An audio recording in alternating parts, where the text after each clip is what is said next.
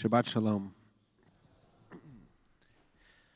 Ever since humanity has had the technology to do so, we humans have been fascinated by the possibility of looking down on our planet from outer space.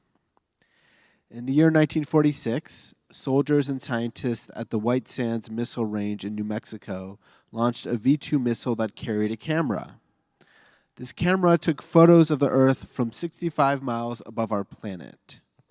The camera's film survives the missile's crash landing because it was encased in steel. This was the first grainy image of the Earth from outer space. After the Soviets launched the first satellite in 1957, Sputnik 1, satellite images of the Earth became more common and grew in quality. Humanity could now see the Earth with the black background of outer space behind it. In 1968, American astronaut Bill Anders took a very famous photo that I'm sure many of us have seen. It was called Earthrise, and it showed the planet Earth rising from the moon the way the sun rises each morning for us on planet Earth. What would you think if you were Bill Anders on the moon taking that photo? What would it mean to you to look out at the infinite darkness of space and see the planet Earth rising? I imagine we would feel a lot of emotion. Perhaps we'd experience the fear and awe that comes with something truly breathtaking. Perhaps we'd find ourselves caring more about humanity. Maybe we'd even cry. Seeing the Earth from a removed vantage point can offer a sense of perspective. Doing so can remind us of how, in the grand scheme of things, we're small and vulnerable. These images can teach us that our time on Earth is precious. They can make things like war and oppression seem totally absurd. With such little time on our planet that is situated so perfectly for there to be liquid water, why would we spend our time hurting one another? Why wouldn't we do a better job of taking care of our planet? Why wouldn't we do a better job of taking care of one another? Despite the excitement that technology has brought us in the past 100 years, people have actually been interested in gaining the removed perspective of Earth and looking down at it for a very long time.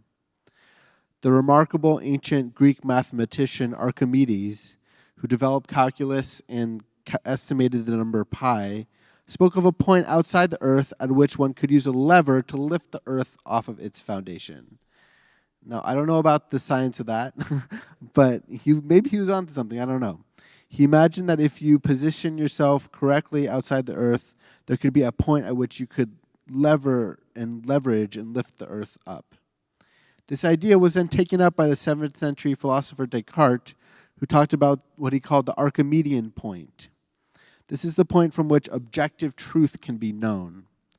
Today, an Archimedean point refers to a viewpoint from which certain objective truths can be perceived. Some refer to this Archimedean point as the God's eye point of view. What would it mean to see the world from a God's eye point of view? I think it's a provocative question. For some of us, this can mean looking down on the world like we're astronauts. For others of us, this could be harder to imagine. Perhaps God is everywhere and everything, so imagining a God's eye point of view could mean seeing the world folded in on itself, with everything buzzing and alive. Some of us don't believe in God or aren't sure what God could mean. I still wonder what it would mean to find some kind of outside perspective. For example, what would it mean to you to look down from the moon and see the planet Earth? However you imagine a God's eye perspective, it seems doing this exercise can help us in this moment.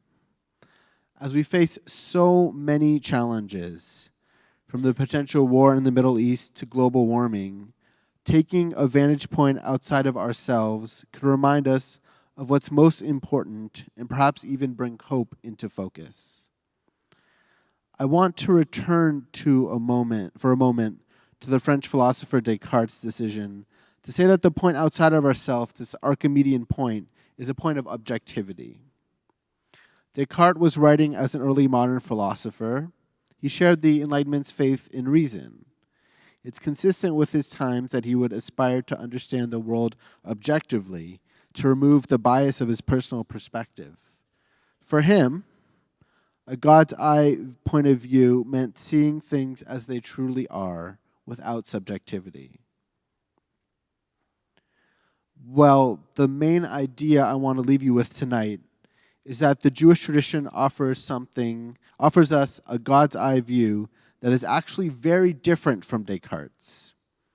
Take the Haftarah to our Torah portion this week.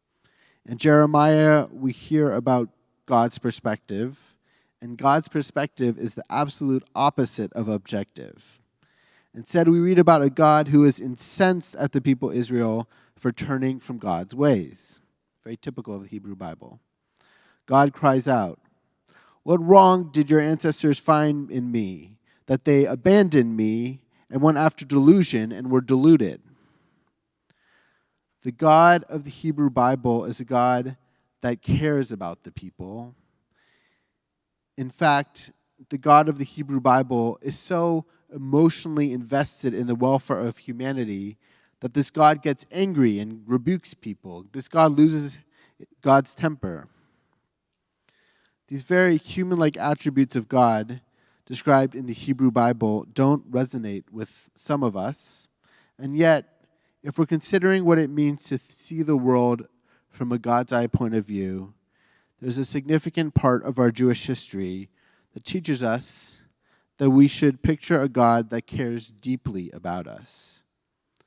Even if our God's eye perspective is hard to conceive of, I wonder if we can learn from the forebears of our tradition that we matter in the universe.